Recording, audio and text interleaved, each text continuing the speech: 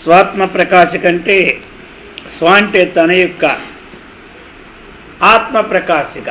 తనే ఆత్మ అయితే మళ్ళీ ఆత్మ ప్రకాశిక ఎందుకు సందేహం వస్తుంది.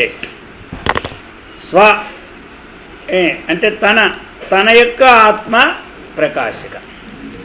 తన ప్రకాశిక అంటేనే సరిపోతుంది. స్వ అంటేనే తను, స్వప్రకాశిక అంటే చాలు. ఆత్మ ప్రకాశిక అక్కడ తన యొక్క అంతఃకరణములో తనెవరో తానికి తెలిపినటువంటి ప్రకాశత్వం. తన అంతఃకరణంలో తనెవరో తనకి తెలిపినటువంటి ప్రకాశం.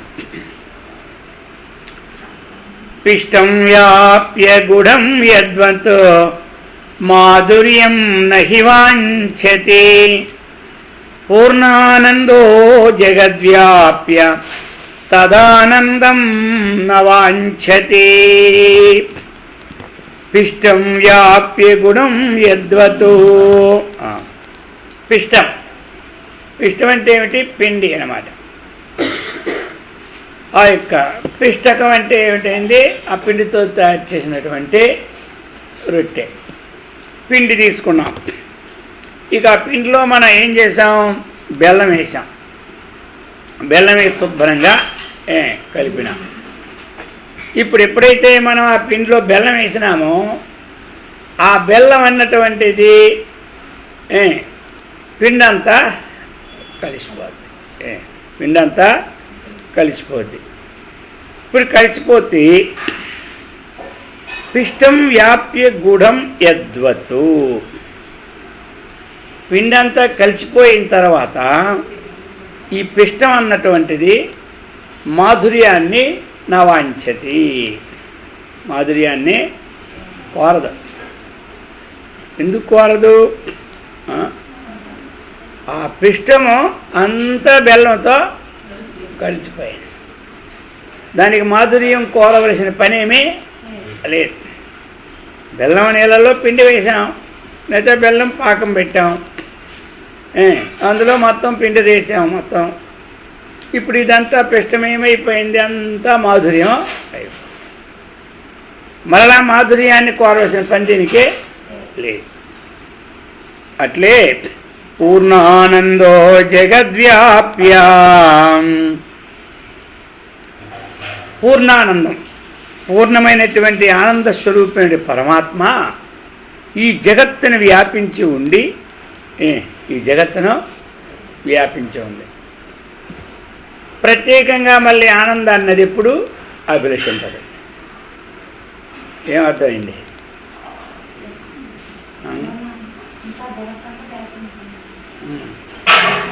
ఈ ఆత్మ, పూర్ణానందమైన ఆత్మ జగద్దంతా వ్యాపించింది. మరలా ఇది ప్రత్యేకంగా ఆనందాన్ని కోరదు.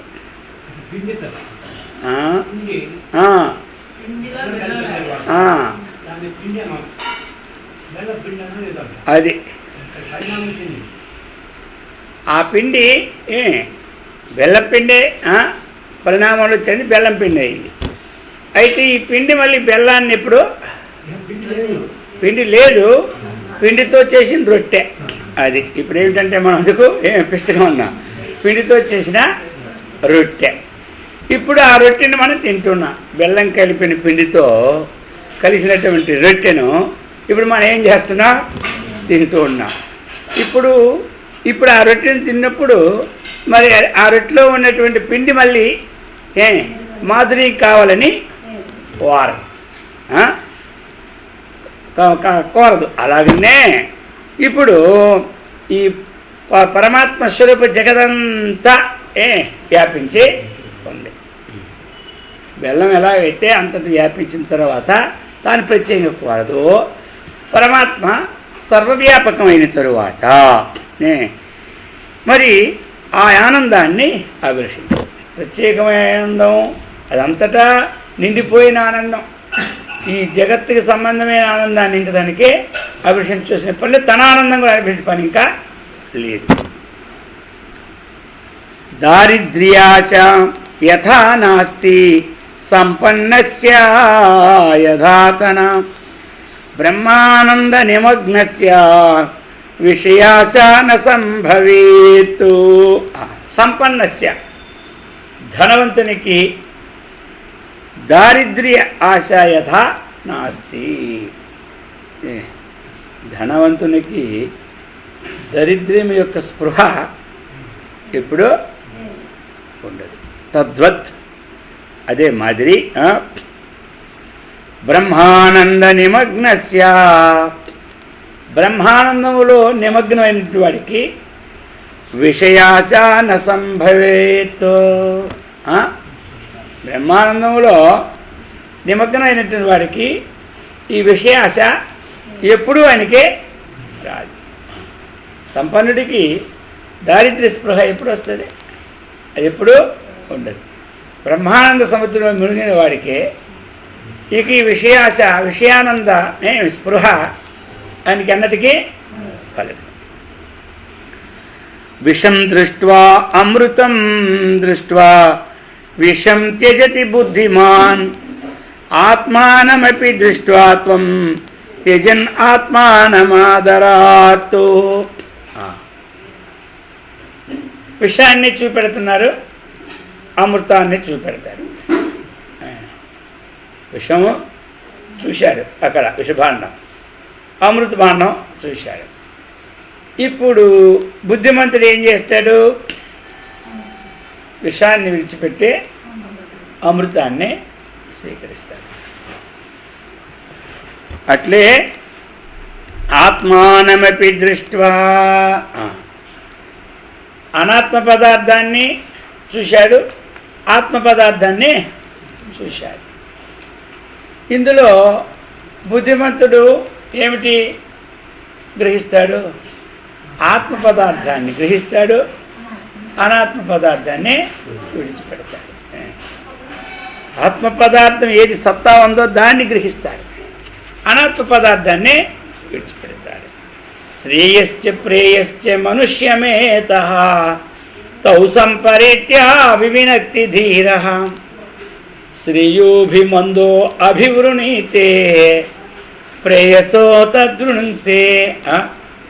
శ్రేయశ్చ ప్రేయశ్చ మనుష్యం ఏతః. శ్రేయస్సు మనుష్యుని పొందుతుంది, ప్రేయస్సు మనుష్యునే పొందుతున్నది. అయితే ఈ రెండును శ్రేయశ్చ ప్రేయశ్చ మనుష్యమేతో సంపరిష్య వివినక్తి ధీర. ధీరుడు శ్రేయో మార్గాన్ని ప్రేయో మార్గాన్ని రెండు వివినక్తి వేరు చేస్తాడు. ఎవరు? ధీరుడు. అదే ప్రేయస, ప్రేయస్సు కంటే ధీరుడు ఏం చేస్తాడు?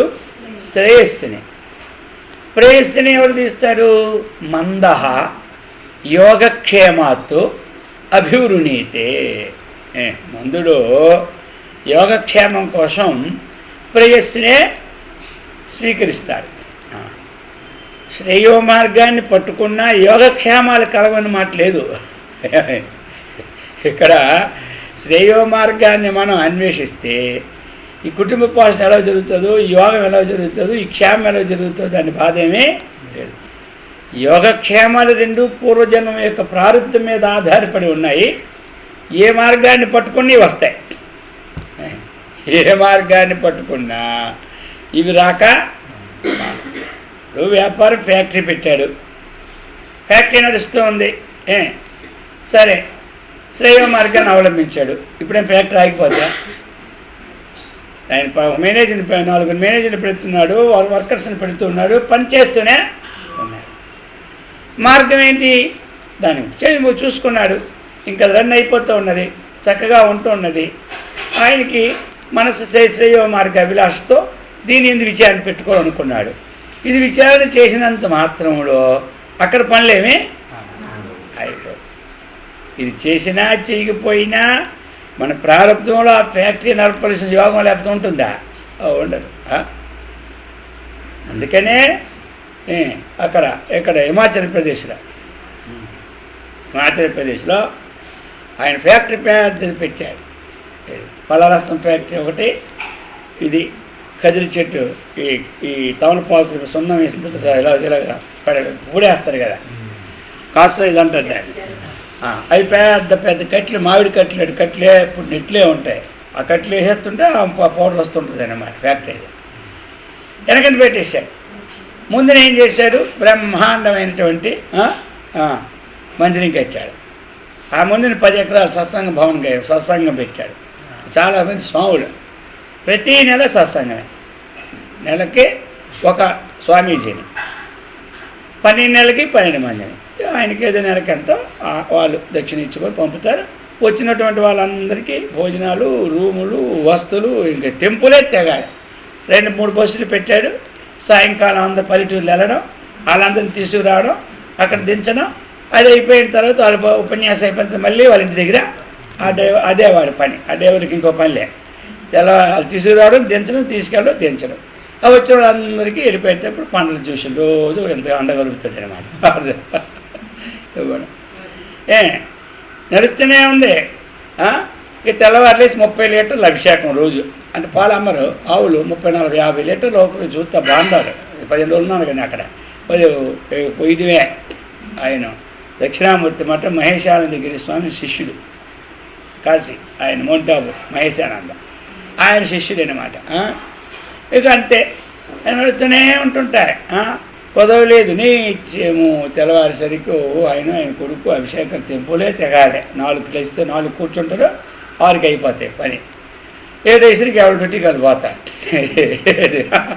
ఇక నడుస్తూనే ఉంటుంటారు. కాబట్టి శ్రేయో మార్గం మనకి దేనికి అడ్డేమి ఎన్నుకోవడం అంటే ఏదాన్ని దృష్టి పెట్టుకోవడం ఒకటే ధ్యేయం, కానీ అడ్డేమీ లేదు.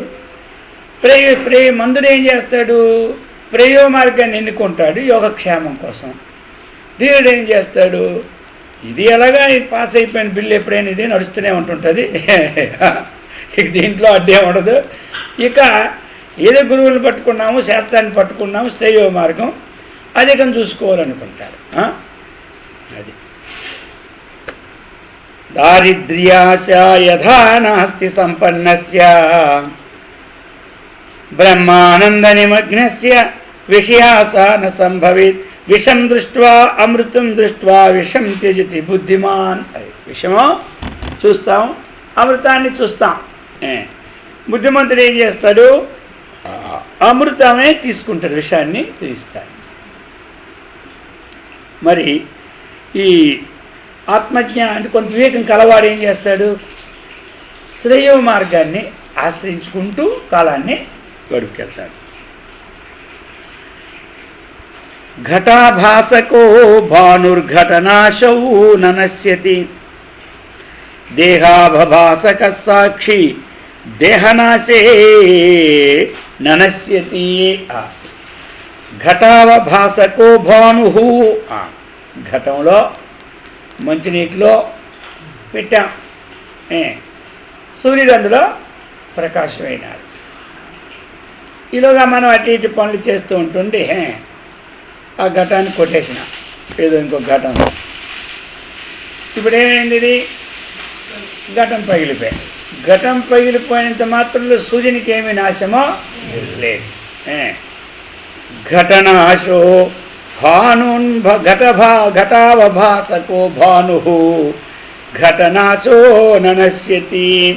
ఘటంలో అవభాసన ప్రకాశిస్తున్నటువంటి ఏ సూర్యుడైతే ఉన్నాడో ఘటం నష్టమైపోయినా ఆ సూర్యునికి నష్టమో లేదు. అలాగనే దేహావభాసకో సాక్షి దేహనాశే ననశ్యతి. ఈ దేహాన్ని ప్రకాశిస్తూ అవభాసిస్తుంది సాక్షి ఉన్నాడు చైతన్యం, ఇందులో చైతన్యం. ఈ దేహం నష్టమైపోయినా సాక్షికి నష్టమో, దేహం నష్టమైపోయినా ఇందులో ఉన్న సాక్షిభూతులైన ఆత్మకి ఎప్పుడూ నష్టమో లేదు. నిరాకారం జగత్సర్వం నిర్మలం సచ్చిదాత్మకం ద్వైత భావాత్ కథం కస్మాత్ భయం పూర్ణస్య మే వద. నిరాకారం జగత్సర్వం, ఈ జగత్ సమస్తము కూడా నిర్మలమైనటువంటిది, నిరాకారమైనటువంటిది, సచ్చిదాత్మకమైనటువంటిది. వ్యాపించినటువంటిది ఏదైతే ఉన్నదో జగత్తంతయును ఆ నిరాకారము నిర్మలము సచ్చిత్ స్వరూపమే. అట్టి పూర్ణస్వరూపుడునకు నాకు ద్వైత భావం నుండి భయం ఎట్లు కలగగలదు? అంతటా వ్యాపించినటువంటి నాకు ఈ జగత్తులో నా భయం ఎలాగొస్తుంది? భయమో నేను ఒక దగ్గరుండి ఒక దగ్గర లేకపోతే నాకు భయం. ద్వితీయాత్ భయం భవతి, అద్వితీయాత్ న భయం న భవతి.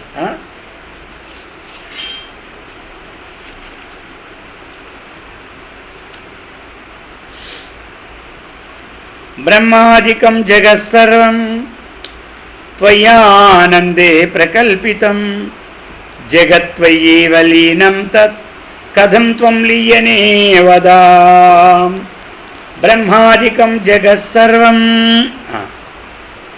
ఆ బ్రహ్మ అంటే పిపీలు కాదు, బ్రహ్మ పర్యంతము ఈ జగత్తంతయు ఆనంద స్వరూపుడవగు నీయందే కల్పింపబడి. నీయందే అంటే గురువు శిష్యునికి చెప్పినప్పుడు, శాస్త్రం మనకు చెప్పినప్పుడు తన యందే ఇదంతా కల్పింపబడి. ఇంకెక్కడ లీనమవుతుంది? ఎక్కడ కల్పన అవుతుందో అక్కడే లీనమవుతుంది. కల్పన ఒక దగ్గర, లీనం ఒక దగ్గర కాదు. ఏది ఎక్కడ కల్పింపబడిందో అక్కడే చివరికే లీనం. త్రాడునందు సర్పము కల్పన అయింది. అది త్రాడు అని తెలిసినప్పుడు సర్పం ఎక్కడ లీనమైంది? అక్కడే లీనం. ఎక్కడ లీనమైందంటే అక్కడే లీనం. అదే విధంగా తన యందు కల్పితమైనటువంటి జగత్తు తన యందే లీనం. అట్టి నీవెట్లు లయం అందగలవో చెప్పము. తనకి లయం అంటూ లేదు, తనకి లయమో లేదు. పరమాత్మకు లయం ఎక్కడ? లయం దేనికి? ఉత్పత్తి అయిన దానికే లయం. ఇప్పుడు నీటికి లయం ఉందా? లేదు. నీటికి ఎక్కడ లయం ఉంది? నీటికి లయమో లేదు. నీటి యందు ఉత్పత్తి అయినటువంటి బుడగలు ఫ్యానానికే లయం ఉంటుంది, నీటికి లయమో ఉండదు. నీటికి లయమో లేదు. సరే, ఇప్పుడు మనకు అలాగనే ఉదాహరణ అనమాట. పరమాత్మకు లయమో లేదు. పరమాత్మ యందు ఏది ఉత్పత్తి అయిందో దానికే స్థితి, దానికే లయం. ఇక తనకెప్పుడు లయమే. తన యందు ఉత్పత్తి అయినటువంటి జగత్తుకి లయము కానీ తనకి లయం అంటూ లేదు. తనకి లయమైతే నాశనమైందిగా. ఇప్పుడు తనకి లయమైతే నాశనమైంది. మరి ఏది నాశనమైందో అది ఆత్మ అనబడదు. ఏది నాశనమైందో అది నిత్య వస్తువు అనపడదు. నిత్య వస్తువుకి నాశం లేదు, నాశానికి నిత్యమో లేదు. ఇది భగవద్గీత అవినాశి తద్విద్ధి ఏన సర్వ మిదంతరం వినాశమవ్యస్య న కశ్చిత్ కర్తుమర్హతి. అవినాశితి తద్విద్ధి. దీన్ని ఎలాగా నాశం లేని దానిగా తెలుసుకో. దీన్నే నాశం లేని దానిగా తెలుసుకో. నాశం లేని దానికి నాశం కల్పించడానికి ఎవరికి సమర్థత లేదు. నహి ప్రపంచో నహి భూతజాతం నేంద్రియం ప్రాణగణో న దేహ న బుద్ధి చిత్తం న మనోహ న కర్త బ్రహ్మైవ సత్యం పరమార్థరూపం. బ్రహ్మైవ సత్యం పరమార్థరూపం.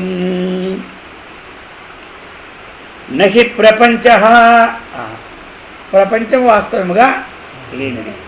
నహి భూతజాతం, ఈ ప్రాణిజాతం ఏమిటి? లేనిది. నచేంద్రియం, ఇంద్రియాలు లేనివి. ప్రాణగణ, ఈ ప్రాణపానముల యొక్క సమూహము లేనిది. నా బుద్ధి చిత్తం నా మనోకర్త. బుద్ధి ఉంటేనే ఇవన్నీ, చిత్తం ఉంటాయి కదా, కర్త భోక్త వస్తాయి. ఇంకా అవే లేనప్పుడు ఇంకేం వస్తాయి? అందుచేత బ్రహ్మైవ సత్యం పరమార్థరూపం. చివరికి ఏమిటి? పరమార్థ రూపం బ్రహ్మైవ. పరమార్థ రూపం అనేది బ్రహ్మయే ఏవ. సర్వం సుఖం విద్ధి సుదుఃఖనాశాత్తు సర్వంచ సద్రూపమసత్యనాశాత్తు చిద్రూపమేవ ప్రతిభాసయుక్తం తస్మాదఖండం పరమాత్మరూపం సర్వంచ సద్రూపం సర్వంచ సద్రూపం అసత్యనాశాత్ అసత్యమైనటువంటిది నాశాత్ నాశాత్ అంటే ఇక్కడ బ్రహ్మసత్యం జగత్తు మిథ్య జగత్తు మిథ్య మిథ్య అనుకున్నది అసత్యం అసత్యం నశించినందువల్ల మిగిలింది ఏమిటి ఏదైతే ఉత్పన్నమైందో ఉత్పన్నమైంది నశిస్తే మిగిలింది ఏమిటి మట్టి యందు ఘటము పుట్టింది ఘటం సత్యమా అసత్యం అంటే అది ఎప్పుడైనా ఘటం అసత్యం ఘటం అసత్యం అసత్యం నష్టమైతే సత్యమేమైంది మృత్యుకీర్త్యేవ సత్యం అసత్యం అలాగనే ఆరోపిత పదార్థము అవభాసిత పదార్థము నష్టమైతే సర్వంచ సద్రూపమే అంతకుముందు సద్రూపమే పుట్టిన తర్వాత ఇది ఉంది ఏది పుట్టిందో అది నష్టమైపోతే మిగిలింది కూడా సద్రూపమే సర్వంచ సద్రూపం అసత్యనాశాత్ చిద్రూపమేవ ప్రతిభానయుక్తం ప్రతిభానయుక్తం ప్రతిభానం అంటే ఇప్పుడు అక్కడ ప్రకాశం ఇస్తూ ఉంటుంటే అక్కడి నుంచి ఆ ప్రకాశం ఇక్కడికి వస్తే ఇదేమేంటి ప్రతిభ పైన ఉంది బింబం ఇక్కడ మనకి బింబం పడితే ఏమైంది ఇది ప్రతిబింబం అది భాసం అది ఆ భాసం ఇక్కడికి ఎప్పుడు వచ్చింది అది ప్రతిభ ఆ ప్రతిభానయుక్తమైనటువంటి చిద్రూపమేవా ఏది ప్రతిభానమో ఏది ప్రకాశిస్తున్నదో అది చిద్రూపమే కానీ అన్యమో కాదు ప్రతిబింబము చిద్రూపమే బింబము చిద్రూపమే ఇక ప్రతిభానం అన్నాడు ప్రతిబింబం దగ్గర ఉదాహరణ ఇస్తాడు ప్రతిభానం అంటే భానం అంటే ప్రకాశం మరి ప్రతిభానం తమేవ భాంతం అనుభాతి సర్వం అనుభాతి ప్రతిభానం రెండు ఒకటే అణు అంటే పశ్చాత్ భాతి ప్రతిభానం అంటే తరువాత ప్రతిభానం అనేది అంతే ప్రతిబింబం అంటే ఏంటి ఒకటి ఉంటే కదా ప్రతి బింబం బింబం ప్రతిబింబం భాతి మనకి భాతి భాతి ప్రతిభాతి బాణం బాణం ప్రతిభానం ప్రతిభానం ఆ ప్రతిభానమైనటువంటిది చిద్రూపమే అందులో తేడా ఏమీ లేదు తస్మాత్తు ఆ కారణం వలన అఖండం ఖండితం కానటువంటిది పరమాత్మరూపం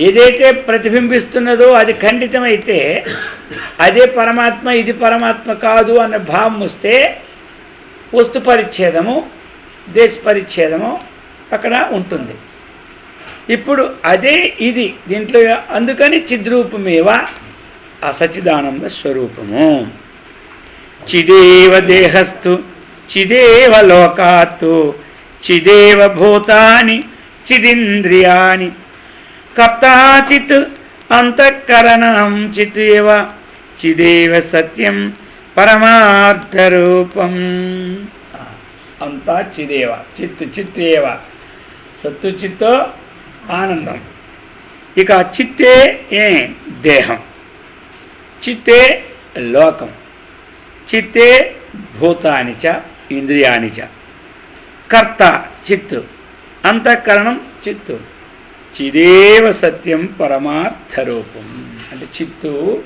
ఆ చిత్తు ఏదైతే చేతనత్వం చిత్తు అంటే ప్రకాశత్వం అదే చేతనత్వం అదే మరి ఆ చేతనత్వ స్వరూపము ఇప్పుడు ఒక చెట్టు నుంచి ఉద్భవించినటువంటిది ఏది కానీ ఆ చెట్టుకు సంబంధమా అయినటువంటిది చెట్టు నుంచి ఉద్భవించినటువంటి ఫలం కానీ పుష్పం కానీ ఆకు కానీ ఎండిపోయిన కట్టి కానీ దానిలో ఉన్న తొర్రల్లో ఉన్న తొక్కలు కానీ ఇవన్నీ దేనికి సంబంధించినవి?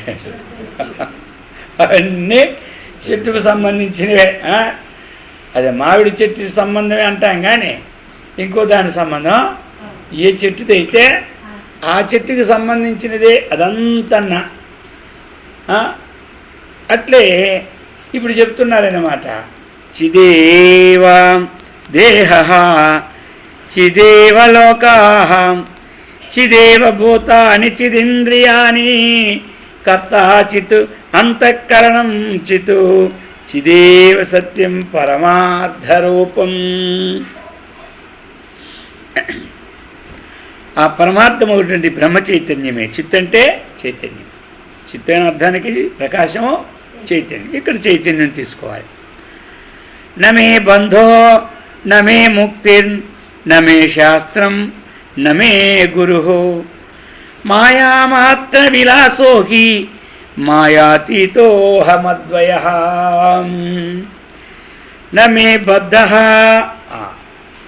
నమే ముక్తి, నాకు బంధము లేదు, ముక్తి లేదు. నమే శాస్త్రం నమే గురు, నాకు శాస్త్రము లేదు, గురువు లేదు. ఎప్పుడు శాస్త్రం గురువు లేకపోవడం, ఆ స్వరూపంలో తాను లీనమైనప్పుడు. ఇక శాస్త్రము లేదంటే ఇప్పుడే శాస్త్రం లేక ఇప్పుడు ఏది లేకపోతే ఉన్నమది పోతుంది మనకు. ఎప్పుడంటే ఆ ఆత్మతత్వ జ్ఞానం కలిగినప్పుడు తనకంటే భిన్నమైనది ఏది లేదు, ద్వైత భావమో ఏది లేదు. ఆ స్థితిలో మాయామాత్ర విలాసోహి, ఇంకెలాంటిది? ఈ కల్పనలన్నీ మాయా విలాసములే, ఇంకోటి కాదు. మాయాతీతోహమద్వయహం, మరి నేనంటే ఎవరు? మాయాతీతులను అద్వయం. రాజ్యం కరోతు విజ్ఞాని భిక్షాం అటతు నిర్భయ దోషై నలిప్యతే శుద్ధ పద్మపత్రమివాంభసా.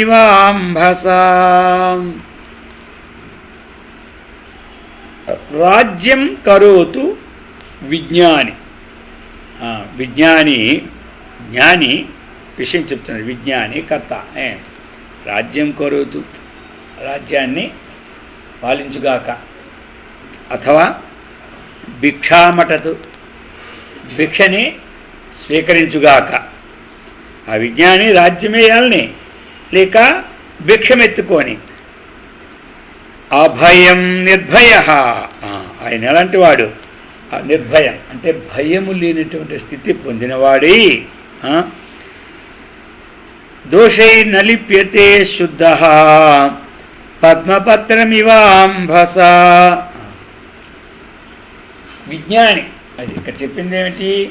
బాగుగా జ్ఞానము కలిగిన వాడు రాజ్యం వెళ్ళినా సరే పర్వాలే, భిక్షమెత్తుకున్నా పర్వాలే, ఏ దోషాలని కూడా తనకు అంటవు, తాను అంటుకోడు. తామరాకు నీళ్ళు అంటున్నట్లు పద్మపత్ర మివాంభస. దోషే నలిప్యతే, రాజ్యం వెళ్తాడు. ఒక అధికారం చేసినప్పుడు ఎన్నో దోషాలు సంభవిస్తూ ఉంటుంటాయి. కొన్ని పనులు అవి మనకు తెలుసు, ఈ పని చేస్తే తప్పు పాపమని శిక్షిస్తే శిక్షకు తప్పదా? శిక్షించక తప్పదు, శిక్షించవలసిందే. ఏళ్ళు తీయవలసిన ఏళ్ళు తీయవచ్చా? కాలు తీసినోడికే కాలు తీస్తాడు, ప్రాణం తీసినోడికే ప్రాణమే తీసేస్తాడు. మరి పద్ధతి కదా ఇది. అక్కడ పద్ధతి పై అయినాక అది ఏమిటి ఉంటాయన్నమాట. ఇక భిక్షమెత్తుతాడు. ఇక భిక్షమెత్తుకున్నప్పుడు కూడా ఎన్నో తనకి ఇబ్బందులు ఎన్ని వచ్చినా వాటిని ఎదుర్కొంటూ ఒక్కసారి తింటాడు. తినడు, కానీ విశ్వామిత్రుడికి ఏమొచ్చింది? ఆకలి వచ్చింది, తపస్సు చేస్తున్నాడు. ఇక్కడ చెప్పారు కదా, అందరికీ తెలిసింది. ఆయన ఏమొచ్చింది ఆయనకి? వెంటనే ఒక ఆయన మాంసం తింటూ ఉంటుంటే వెళ్ళి తినేసినాడు. మరి దోషం కదా, తింటే దోషం కదా. కానీ విజ్ఞాని ఎందుకు తిన్నాడు? ఇక మామూలు ఒకసారి తింటే ఇంక జీవితంలో మళ్ళీ మాండను వదులుతాడా? ఇంకా ఏదో ప్రారంభించినాం కాబట్టి కనీసం కొన్ని సంవత్సరాలు అయినా అవన్నీ అప్పుడు మాందం అంటాడు. ప్రాణం నిలిచిపోయా. అది ఏదైనా తింటే నీళ్ళు తాగాలి కదయ్యా, కొంచెం మంచి నీళ్ళు తాగమని ఇచ్చినాడు. ఈ చంద్రాడి ఇంట్లో నీళ్ళు తాగుతానా అన్నాడు చండాలుడు. ఇదేంటి ఇప్పుడే నువ్వు మాంసం తిన్నప్పుడు నేను చండాలను కాదా? అది ఒకే సంగతి. అది తినకపోతే ప్రాణం పోతుంది. ఇప్పుడు ప్రాణం ఉంది కాబట్టి ఎక్కడ కొలంకి నీళ్ళు తాగుతా. అది శరీర రక్షణార్థం చేసినటువంటిది. ఆ దోషాలని అంటుకోడు. ఇది వచ్చినా అంటుకోడు. ఇప్పుడు ఇంతకుముందు కూడా ఒక ఉదాహరణ చెప్పుకున్నాను. ఒక యోగి అడవిలో తపస్సు చేసుకుంటున్నాడు. చేసుకుంటుంటే ఒక రాజ్యంలో ఆ రాజుగారు మరణించినారు. ఆ రాజుగారు మరణిస్తే ఆ రాజ్యంకి విధి ఏమిటి? ఏనుగు ఎవరి మేడలో మాల వేస్తే వాడు రాజు. సరే, రాజులందరినీ పిలిపించారు. ప్రతిరోజు అయిపోయిన తర్వాత ఏనుగుకి మాల వేస్తే అక్కడ కూర్చుని రాజుల్లో ఒక్కడికి కూడా ఈ మాల. ఇక పోతూ ఉంది అడవిలోనికి. అది దాని వెనకతల బొట్లు అందరూ పోతూనే ఉన్నారు. ఎందుకంటే అది ఆ పద్ధతి, ఆ రోజు దానికి లిమిట్. ఎక్కడ వేస్తే అక్కడ అది తిన్నాక వెళ్ళి అడవిలో ఒక కొలనొడ్డంత ధ్యానం చేసుకో వాడి మెడ పడేసింది. ఆయన విజ్ఞాని అతను వెంటనే మాల తీసి పారేస్తున్నాడు. మనం మాల వేస్తే సర్దుకుంటుంటాం అనమాట. ఈ పక్క వెళ్ళిపోయింది, ఆ పక్క వెళ్ళిపోయింది. నలుగురు వంకుంటే నలుగురు చూసినప్పుడు అందం ఉంటుంది ఉండదు, మనం సర్దుకుంటుంటాం. ఆయన అన్న మాల తీసి పక్కన పారేస్తుంటే మంత్రి అన్నాడు, మీరు ధర్మాన్ని మీరే పాలించిపోతే ఎవడు పాలిస్తాడు? మా ధర్మం ఏంటి వినొద్దా? మాల తీసి పారేస్తుంటే ఎట్లా అన్నాడు. ఏమి ఈ మాల ఏమిటో అన్నాడు. ఈ మాల ఏమీ లేదు, ఈ మాల ఎవరు పెడితే వాడు మా రాజ్యం రాజు అన్నాడు. నాకు రాజు ఏమో అది కుదరదు అన్నాడు.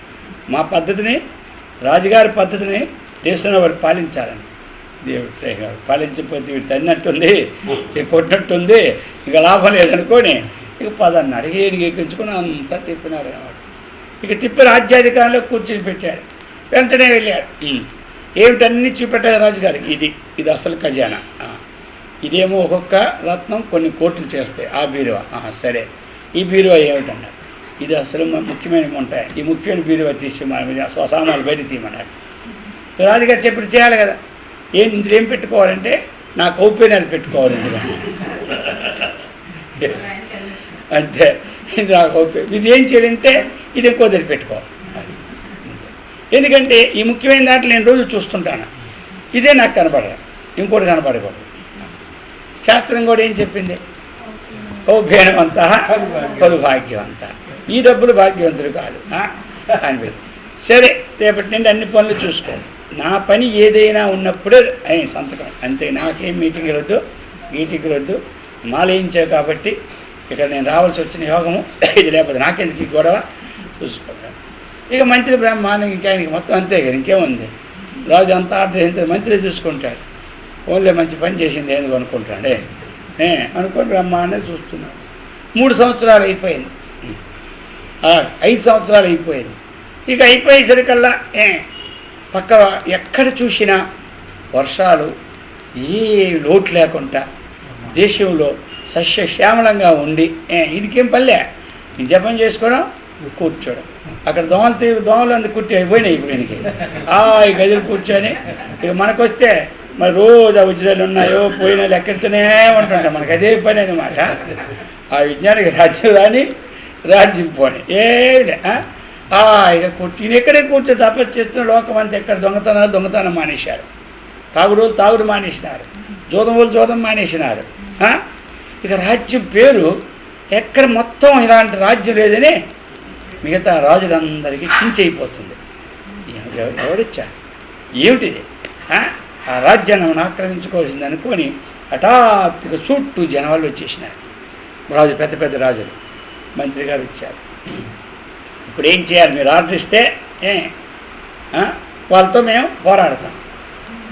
ఎందుకు ఆర్డర్? వాళ్ళు ఎందుకు వచ్చారు? మన రాజ్యం తీసుకోవడానికి వచ్చినారు. తీసుకొచ్చినాడు బాగా చూసుకుంటాడు. అది ఎందుకంటే తీసుకోవడానికి వచ్చాడు కదా, వాడు భగవంతుడు వాళ్ళని పంపినాడు. ఏమిటి? మన రాజ్యం చూసుకోమని. అందుకని ఇగో ఆ వచ్చిన వాళ్ళతో జాగ్రత్తగా ఉండి నీ మంత్రి పదవి నువ్వు పొందు, ఇక నా పైన అయిపోయాను, అందుకని నా కౌపీనాలు తీసుకొని పోతానని చెప్పి ఆ కౌపీనాలు తీసుకొని పోయినాడు. ఎవరు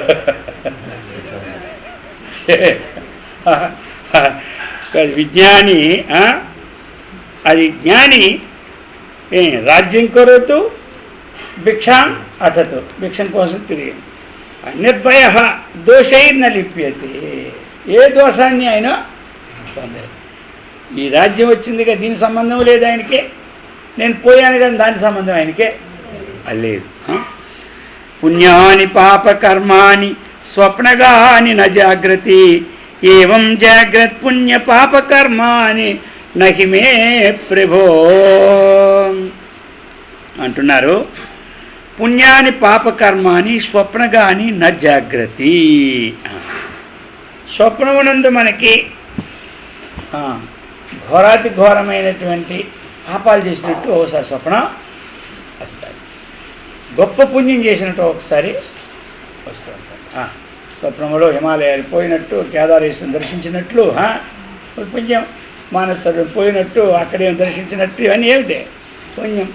స్వప్నంలో 1000 కోట్లు ఒకే రోజు దానం చేసినట్టు వచ్చింది, ఎంత పుణ్యం ఇది, ఇది పుణ్యం, అది పుణ్యం. ఈ స్వప్నంలోనే ఇంకా చేయలేని పనులన్నీ చేసినట్టు వచ్చినాయి. ఇవి ఎంతవరకు ఉంటాయి ఈ పుణ్య పాపాలు?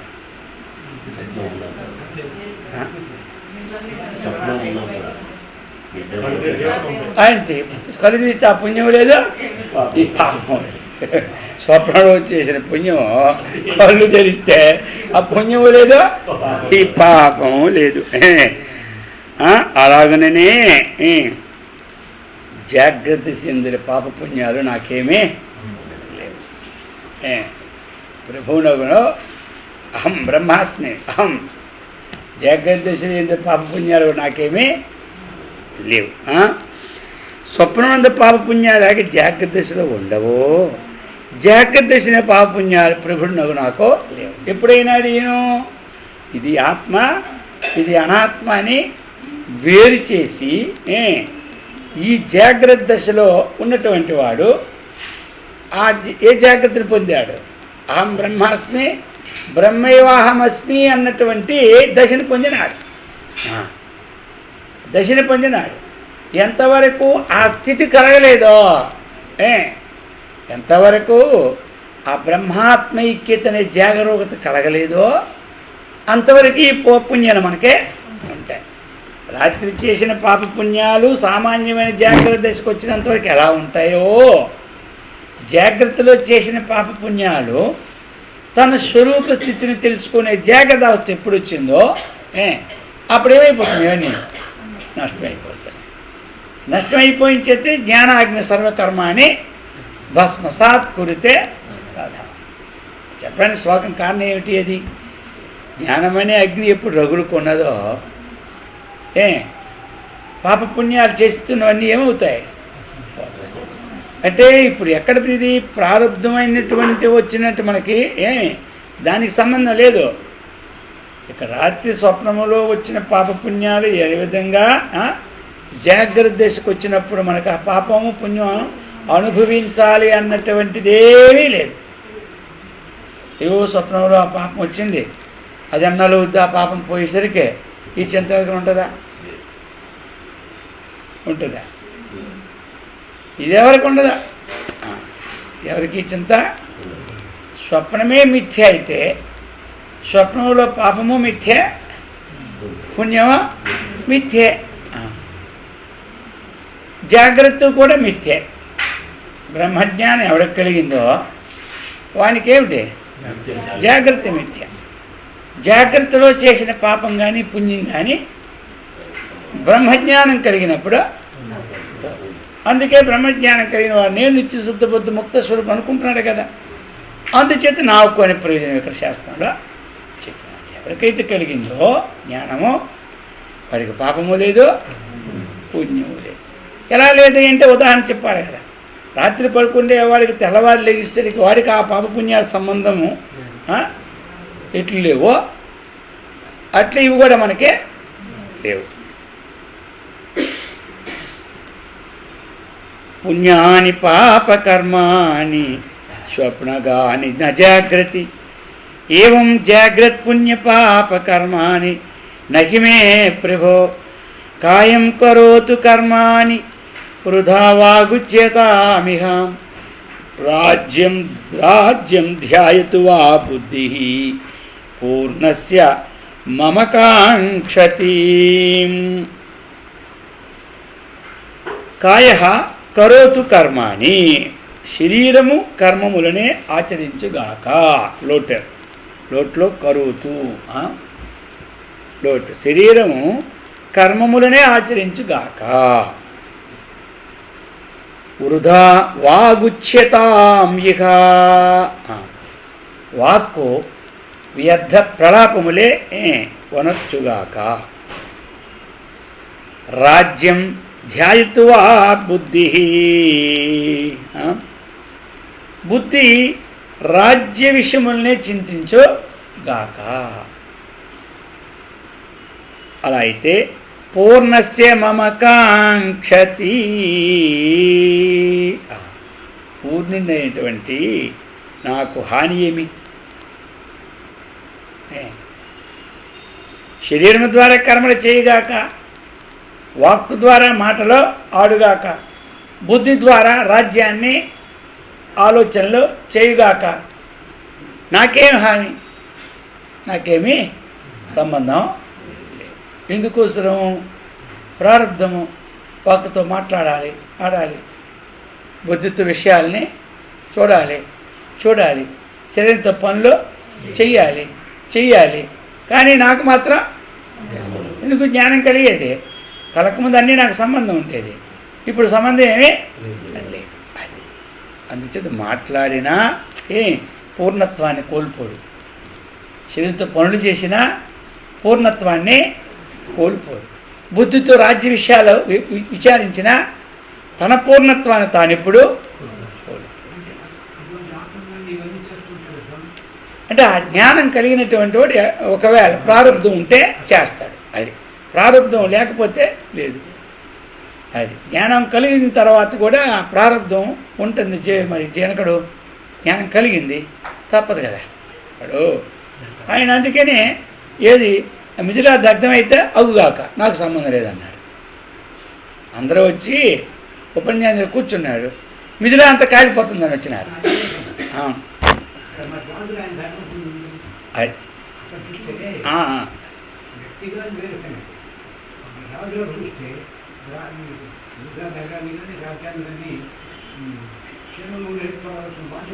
ఉంది. కానీ అది దగ్ధం అయిపోతుంది పట్టులో చెప్తే దాన్ని ఏమి పట్టించుకోలే. అది పట్టించుకోలే, ఆయన పట్టించుకోలే. ఎందుకు అంటే నిశ్చయం అయిపోయింది ఆయనకి. బుద్ధిలో జీవించి ఉండగానే ఒక నిశ్చయం చేశాడు, నిశ్చుకొని అయిపోయాడు. ఇక కొత్త కార్యం ఏమీ జరగదు, ప్రారంభం లేని కార్యం ఏమీ జరగదు. అది మనం వెళ్ళినా అంతే, వెళ్ళకపోయినా అంతే. నేను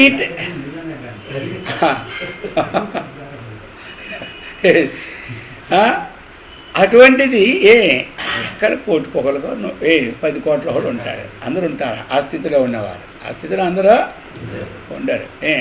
ఆ పక్కనే ఉపన్యాసం చెప్తుండే కౌపేయానికి పరిగెత్తి వెళ్ళిపోయారు వాళ్ళందరూ. వినేవాళ్ళందరూ కౌపేయానికి కాలిపోతే వాళ్ళు పోయినారు. రోజు ఇంట్లోనే ఉన్నారు అక్కడ, వాళ్ళ కోసమే పెట్టేది ఆ సత్సంగం ఉన్న. ఇక వాళ్ళు ఏమైనారు, ఎప్పుడు కాదు కాలిపోతుందని తెలిసే మొత్తం వెళ్ళిపోయారు.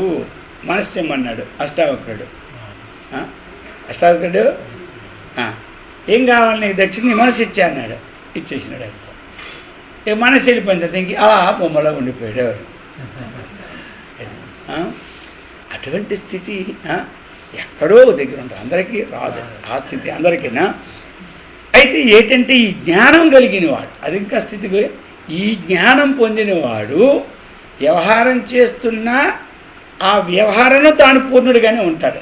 అది తన పూర్ణత్వానికి నష్టం కలిగిందే ఉండదు. చెయ్యాలి కాబట్టి చేస్తున్నాడు. ప్రారంభం కూర్చుని పెట్టదు. ఇప్పుడు మాట్లాడాలి, 10 మందితో మాట్లాడతాడు. మాట్లాడిన తన స్వరూపం నుండి చ్యుతి మాత్రం ఎలా అంటే వృత్తి సారూప్యమితరత్ర తథా ద్రష్టు స్వరూపే అవస్థానం.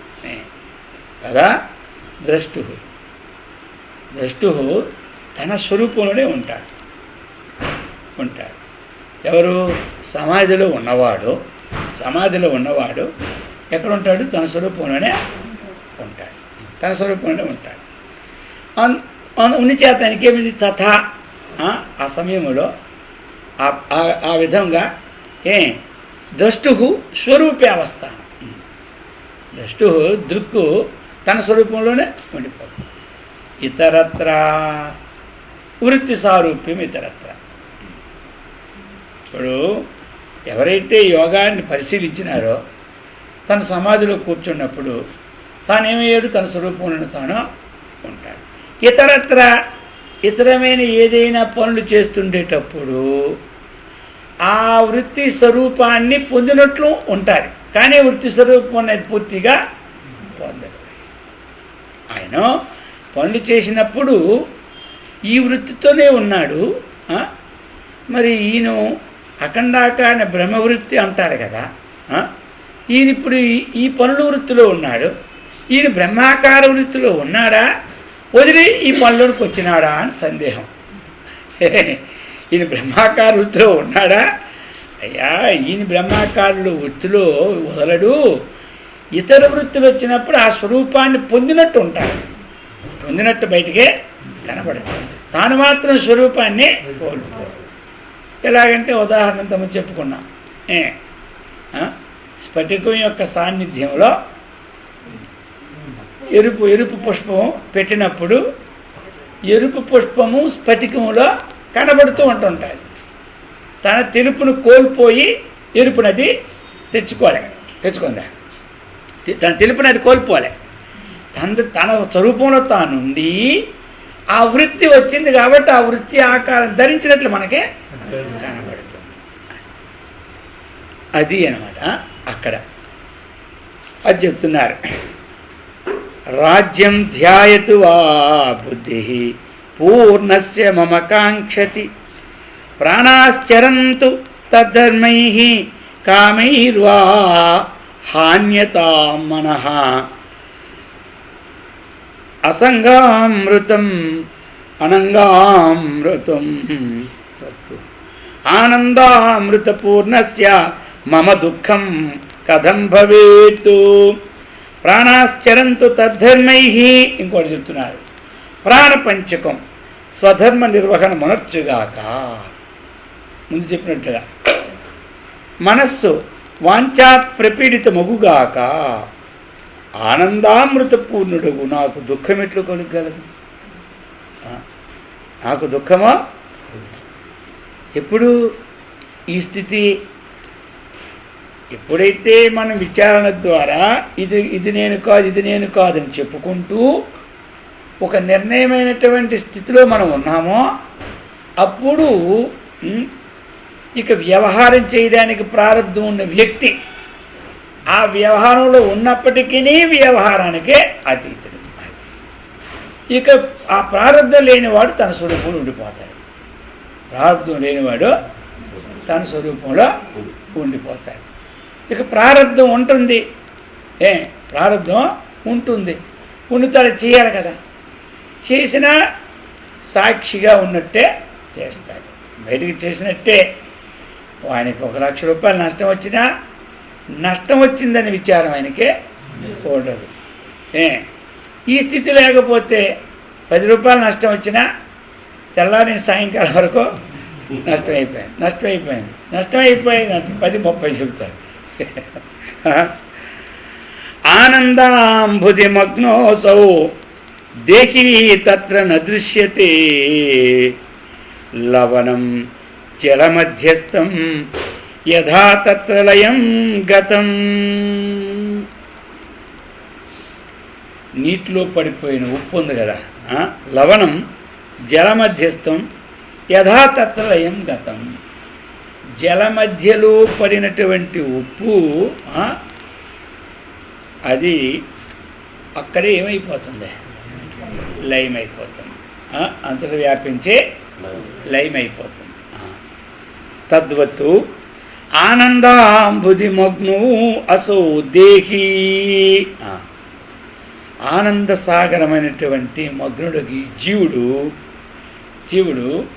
అంటే అంతకుముందు కర్తృత్వ భోక్తృత్వంతో ఉన్నటువంటి జీవుడైతే ఉన్నాడో ఇతడు ఆ ఆనంద సాగరములో మునిగిపోయి ఇక తాను జీవరూపంలో ఉన్నాడు.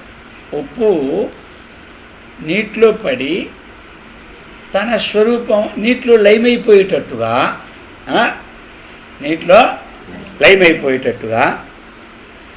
ఆనందాంబుధి మగ్నో సౌ దేహి. ఈ జీవుడు ఆ ఆనంద సముద్రం అన్నటువంటి దాంట్లోనూ చక్కగా లీనమయ్యి తన జీవత్వాన్ని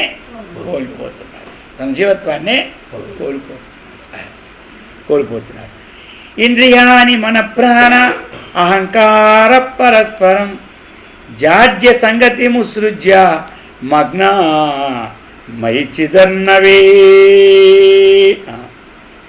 ఆ సమయంలో ఇంద్రియాలు, మనస్సు, ప్రాణము, అహంకారము ఇవి జడత్వాన్ని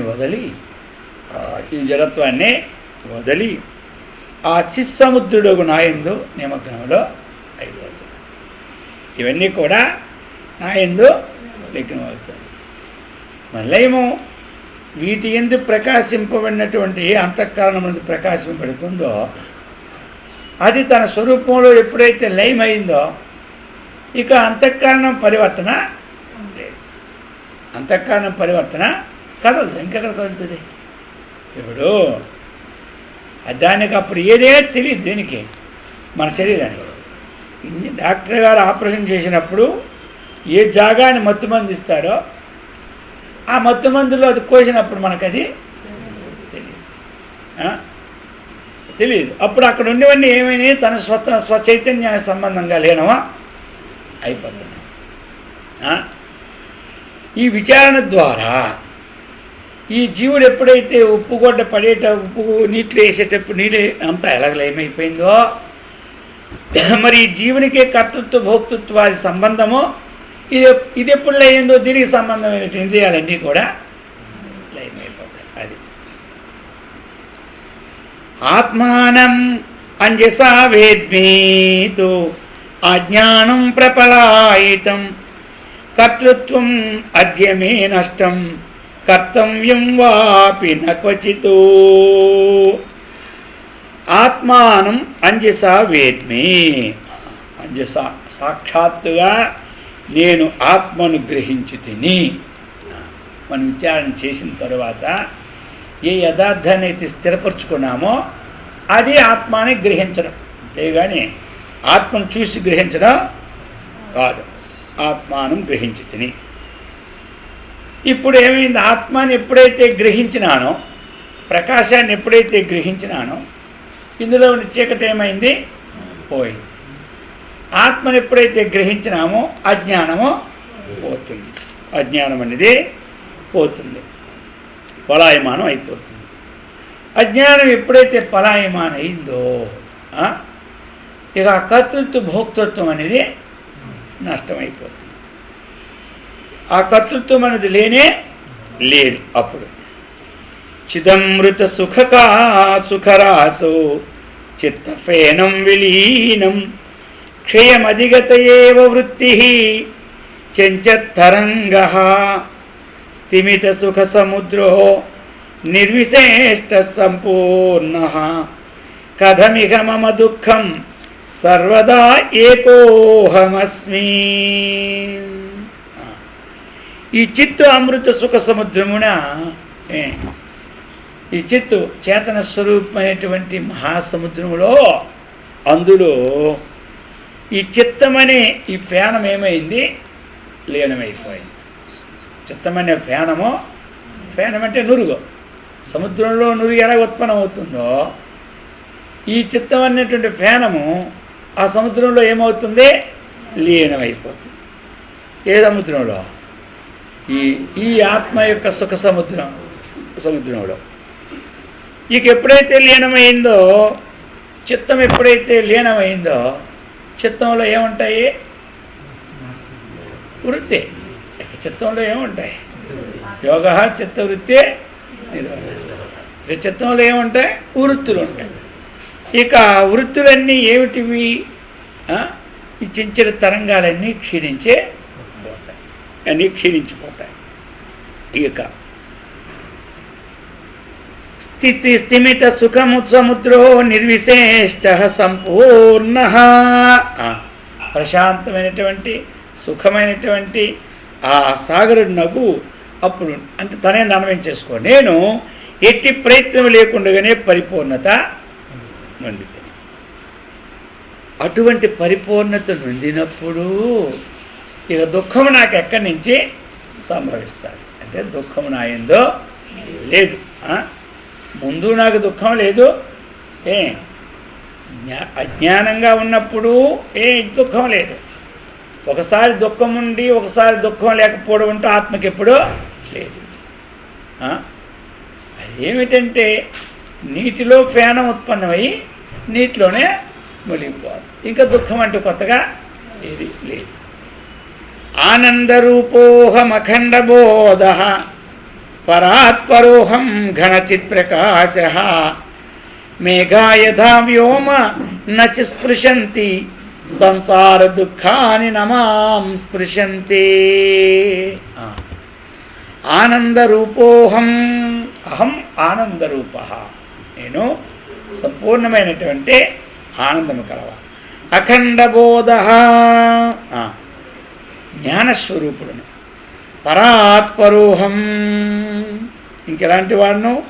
పరాత్ పరోహం. పరాత్ అంటే దేవాది దేవుడు అంటా కదా. పరాత్ అంటే చతుర్ముఖ బ్రహ్మ, విష్ణువు, ఆయన ఈశ్వరుడు, వీళ్ళు పర. వారికంటే ఇతడు పరుడు. దేవాది దేవుడు అంటే ఈ 33 కోట్లకి అందరికీ దేవుడు, దేవతలకు కూడా దేవుడు. అలాగనే పరాత్పరహ, ఈ బ్రహ్మ కంటే శ్రేష్టముకు బ్రహ్మమును నేను. ఏ చతుర్ముఖ ఉత్పన్నమైన బ్రహ్మ అయిందో ఆ బ్రహ్మ కంటే శ్రేష్ఠ బ్రహ్మ. ఇంకెవడు నేను? చిద్గణ ప్రకాశమును. చిద్గణ ప్రకాశమనే మేఘములు ఆకాశమును అంటజాలనట్లు. మేఘాలు ఆకాశాన్ని ఎప్పుడు అంటజాలం. ఈ సంసార దుఃఖాలు కూడా నన్ను అంటజాలం. మేఘాలు తిరుగుతూ ఉంటుంటాయి, అవి ఆకాశాన్ని ఎప్పుడూ అంటుకోవు. మరి ఈ సంసార సాగరంలో ఈ దుఃఖాలనే మేఘాలు తిరుగుతూనే ఉంటుంటాయి.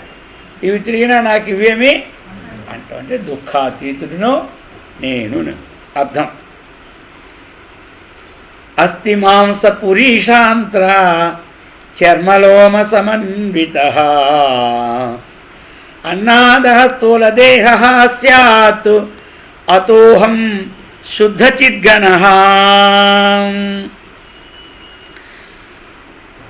స్థూలం అస్థి ఎముకలు, మాంసము, పురీషము అంటే మలము, ఇక చర్మము, ప్రేగులు, లోమ సమన్విత, ఈ లోమములు అంటే ఇవన్నీ వెంట్రుకలవి, వీటితో కూడి అన్నమును భక్షించినదే స్థూల శరీరం.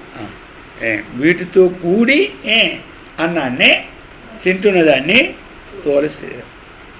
ఇదేమిటిది? అశుచి. వీటితోనే కదా, ఇవి లేకపోతే ఏం తింటుంది ఇది? వీటితో కూడి తింటారు. అయితే ఇదేమైంది? అశుచి అయింది. ఇక నేనెవడను? శుద్ధుడు, చిద్గణ స్వరూపుని ఒకటిచే నేను ఈ శరీరాన్ని, ఈ శరీరం నేను కాదు అనుకోవాలి కదా. మరి అనుకోవాలంటే అదేమో వీటితో కూడి తింటున్నటువంటి శరీరం, ఇది అశుద్ధి. నేనెవడనో? శుద్ధుడు, చిద్గణ స్వరూపు. కాబట్టి ఈ శరీరం నేను మాత్రం కాదు. స్థూలదేహాశ్రిత ఏతే స్థూలాద్భిన్నస్య మే నహి లింగం జడాత్మకం నాహం శిస్వరూపం అహం అద్వయ. ఇక ఈ స్థూలదేహాన్ని ఆశ్రయించుకొని ఉండినదేనో పూర్వోక్తములైనటువంటి అస్థి మాంసాది వికారాలని చెప్పుకున్నాం కదా ముందు శ్లోకంలో. ఈ శరీరాతీతునుగా నాకు ఎట్లుండగలవు? అవి మనకి ఉండవు. అందుచేత సూక్ష్మ శరీరము కూడా జడమే, స్థూల శరీరము కూడా జడమే. అయితే ఏదైతే ఈ సూక్ష్మ శరీరం ఉన్నదో అది జడం. మరి నేను ఎలాంటి వాడును? నేను జడమో కాదు.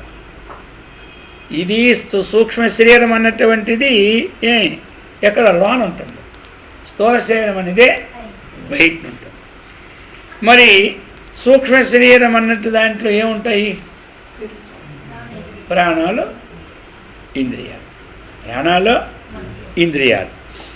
ఈ ప్రాణాలకి పరిణామం ఉంది, ఇంద్రియాలకి పరిణామం ఉంది.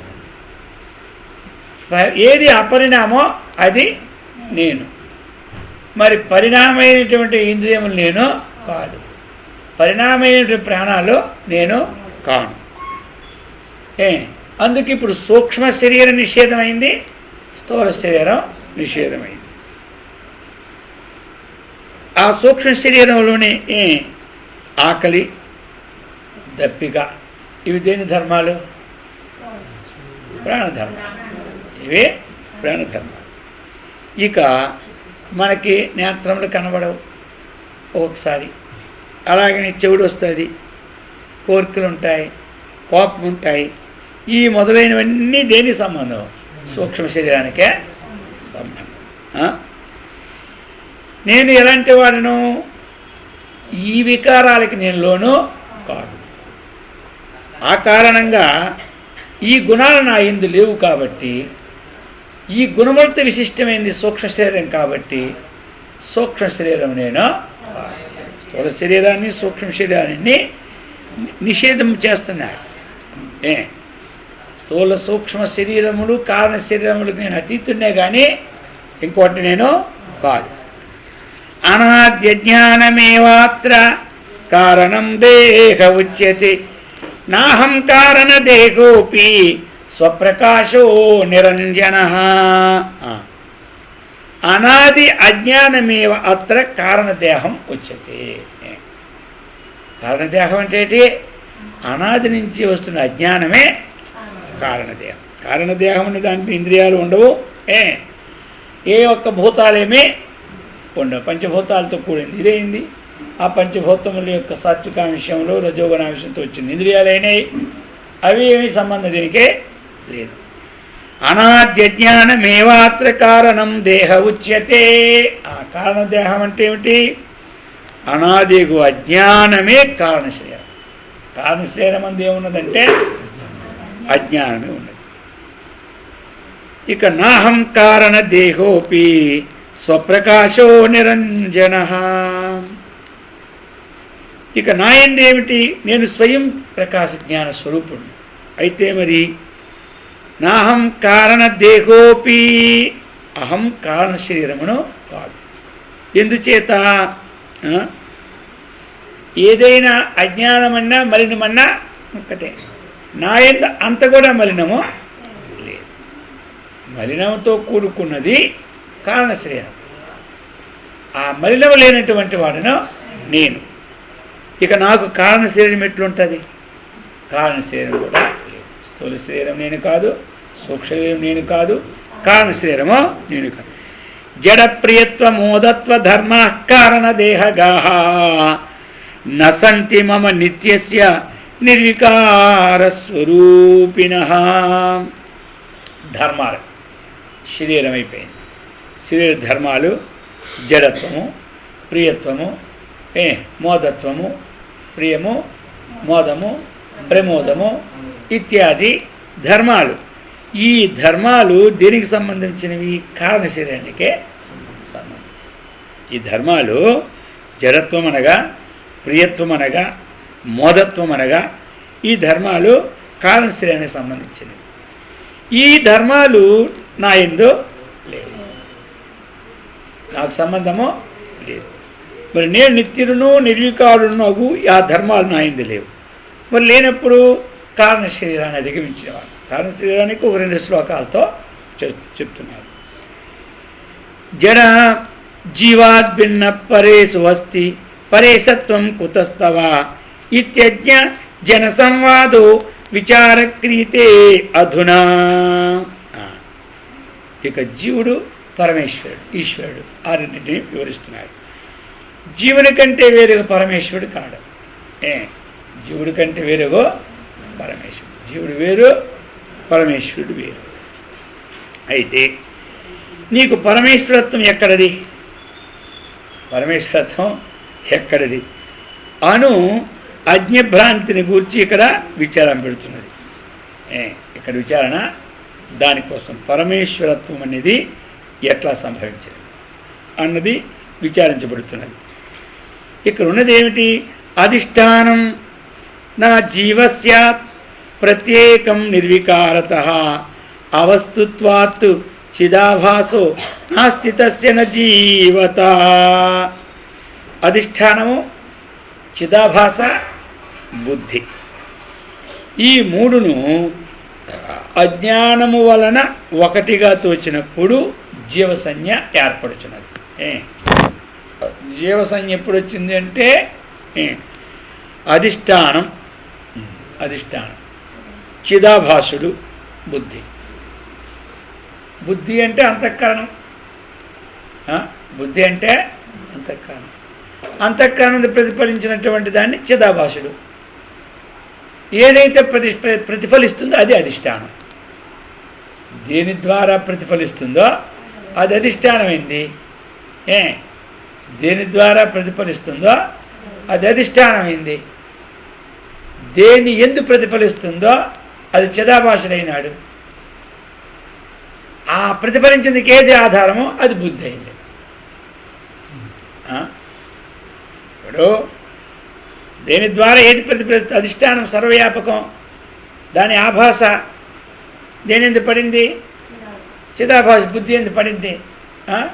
పడినప్పుడు ఏమైనాడు? చిదాభాషుడు. దేని ఎందు పడ్డాడు? బుద్ధి. ఇప్పుడు ఏదైతే ఇప్పుడు జీవుడు జడ, అధిష్టానము, చిదాభాషుడు, బుద్ధి, ఈ మూడు ఒక్కటిగా ఎప్పుడైతే తోస్తుందో అప్పుడు జీవసంజ్ఞ వచ్చింది. జీవసంజ్ఞ వచ్చింది. ఇప్పుడు ఈ మూడు ఒక్కటిగా, ఇది జడమైందేనో అదేమో చేతనత్వం అయిందేనో.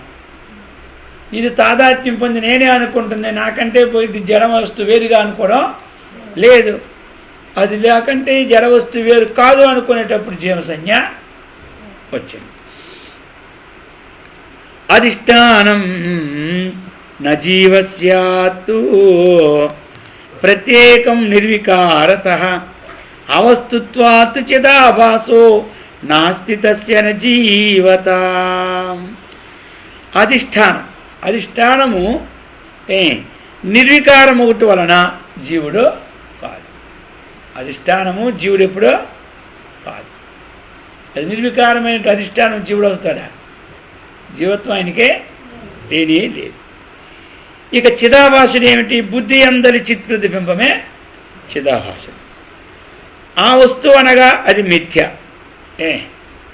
ఇప్పుడు ఆ వస్తువు ఏదైతే బుద్ధి వస్తువు ఉందో, ఇప్పుడు ఆ బుద్ధి వస్తువు మీద ప్రతిఫలిస్తున్నటువంటిది అది మిథ్య, అది జీవుడు కాదు. రెండు అధిష్టానం నిర్వికారం ఒకటి వల్ల జీవుడు కాదు. బుద్ధి జడం కాబట్టి బుద్ధి జడం. విచారిస్తే బుద్ధి కూడా మిథ్యా వస్తువే. మరి ఆ వస్తువు ఎప్పుడైతే, ఏ వస్తువు బుద్ధి అందరూ ఏదైతే ప్రతిఫలిస్తుంది అనుకుంటున్నామో ఆ బుద్ధి ఏమైంది? అది మిథ్యా వస్తువు. మిథ్యా వస్తువుతో సంబంధపడింది అనుకుంటున్నాం మనం. ఏది? చైతన్యం. మరి మిథ్యా, జీవుడు ఎప్పుడు మిథ్యా కాదు. జీవుడు ఎప్పుడు మిథ్యా కాదు. జీవుడు మిథ్య అయితే పరమాత్మ కూడా మిథ్య కావాలి. ఇది మిథ్య ఎప్పుడు కాదు. ఇది మిథ్య ఎప్పుడు అవదు. ప్రత్యేం జీవత నాస్తి బుద్ధేరపి జడత్వతః జీవ ఆభాస కూటస్థ బుద్ధిత్రయమతో భవేత్. అధిష్టానము, చిదాభాసుడు, బుద్ధి, ఈ మూడిట్లో ఏదీను విడిగా జీవుడు కాజాలడు. ఈ మూడిట్లో ఏది విడిగా జీవుడు కాజాలడు. ఎందుకు కాజాలడు? అధిష్టానము నిర్వికారము, అది జీవుడు కాదు. ఇక బుద్ధి ఏమో మిథ్య, ఇది జీవుడు కాదు. జీవ ఆభాస కూటస్థ బుద్ధిత్రయో మతో భవేత్. మాయాభాసో విశుద్ధాత్మా త్రయమే తన్మహేశ్వర. మాయాభాసోపి అవస్తుత్వాత్తు ప్రత్యేకం నేశ్వరో భవేత్. ఇప్పుడు ఇక బుద్ధి జడము ఈ మూడిని కలిపిన, ఈ మూడిని విడివిడిగా తీస్తే జీవత్వమా లేదు. మూడిని కలిపి మనం భావించుకుంటే జీవత్వమా ఉంటుంది, జీవత్వము ఉంటుంది. మూడు కలుపుకుంటే జీవత్వం ఉన్నదండి. యథార్థమా? వాస్తవంగా ఎప్పుడైతే ఎప్పుడు కలుపుతాడు? ఆ విజ్ఞానం లేనివాడు తాదాత్మ్యం చెంది కలుపుతాడు. ఆ విజ్ఞానం ఉన్నవాడు తాదాత్మ్యంతో విడదీస్తాడు. మరి విడదీసి విజ్ఞానం కలిగిన వాడు తత్వమసి అది మహావాక్య విచారణ ద్వారా జీవుడు బ్రహ్మము ఏకమే కానీ భిన్నము కాదు అన్న నిశ్చయము వస్తుంది. ఎవరికి? విచారించిన విజ్ఞానికి. లేని వాడికే ఉండడం. అది దాన్నే ఇప్పుడు మాయా చిదాభాస శుద్ధాత్మా, ఈ మూడు ఏమైంది? ఈశ్వర సంజ్ఞ. ఈ మూడు కలిస్తే ఏమైంది? ఈశ్వర సంజ్ఞ. జీవ సంజ్ఞములు అధిష్టానము, చిదాభాషుడు బుద్ధి జీవ సంజ్ఞలు. ఈశ్వర సంజ్ఞలో ఏమిటి? మాయా, చిదాభాసుడు, శుద్ధాత్మ. ఇక్కడ ఈ మూడు కలిస్తే ఏమైంది? ఈశ్వర సంజ్ఞ అయింది.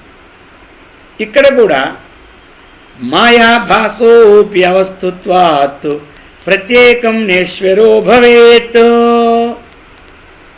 మాయను చిదాభాషిను అవాస్తములు ఒకటి వలన. ఇక్కడ మాయా వాస్తవం కాదు, చిదాభాషుడు వాస్తవము కాదు. ఇక ఈశ్వర సంజ్ఞ అనేది లేనే లేదు. వాస్తవాన్ని విచారిస్తే ఇక్కడ ఈశ్వర సంజ్ఞ లేదు, వాస్తవాన్ని విచారిస్తే అక్కడ జీవసంజ్ఞ లేదు. విచారణ లేక మూడు తాదాత్మ్యం చెందిన సమయంలోనే జీవసంజ్ఞ వచ్చినది, ఈశ్వర సంజ్ఞ వచ్చినది. అది చెప్తున్నారు. పూర్ణత్వాత్తు నిర్వికారత్వాత్ విశుద్ధాత్మాన్ మహేశ్వర జడత్వహేతోర్మాయయా ఈశ్వరత్వం తు దుర్ఘటం. పూర్ణత్వాత్ పూర్ణుడును, నిర్వికారత్వాత్ నిర్వికారుణ్ణు, విశుద్ధత్వాత్ విశుద్ధుడును అగుటు వలనే మహేశ్వర సంజ్ఞ జడమగుటు వలన మాయ ఎన్నటికీ ఈశ్వరత్వమును పొందజాలదు. ఈ సంజ్ఞలన్నీ ఆ తాదాత్మ్యం చెందినప్పుడే వస్తుంటాయి. విడదీసినప్పుడు మూలంలో లేనిది ఇక్కడ లేకపోతే రెండింటిలో లేని దానికి ఆ సంజ్ఞ అక్కడ అన్వయం కాదు. ఒక సంజ్ఞ పెట్టామంటే అది మూలంలో ఉండాలి, ఇక్కడ ఉండాలి. అది విడదీసేటప్పుడు ఎక్కడైతే లేదో ఆ సంజ్ఞ దానికి లేదు. అందుచేత ఇక ఈ మూడును మిథ్యయే. తత్పదార్థము ఈశ్వరుడు కాదు. ఆ స్వాజ్ఞానం వల్లనే జీవేశ్వర భ్రాంతి వాస్తవమునకు వీలులేదు. స్వాజ్ఞానం వల్లనే, స్వ అంటే తన యొక్క అజ్ఞానం వల్లనే జీవేశ్వర భ్రాంతి. వాస్తవంతో విచారిస్తే జీవేశ్వర భ్రాంతి లేదు. అది అందుచేత అటువంటి ఆ భ్రాంతికి మూల కారణమైనటువంటి అజ్ఞానం అయితే ఉందో ఆ అజ్ఞానాన్ని పోగొట్టినటువంటి సత్కర్మనిష్టను, భగవద్భక్తిని, ఆత్మవిజ్ఞాన సంపత్తిని ఆ గురుదేవుడు శ్రీకృష్ణ పరమాత్మ మనకిచ్చి సదా రక్షించుగాక. ఓం సహనావవతు సహనౌ భునక్తు సహ వీర్యం కరవావహై తేజస్వినావధీతమస్తు మా విద్విషావహై. ఓం శాంతి శాంతి శాంతి. హరి ఓం తత్సత్.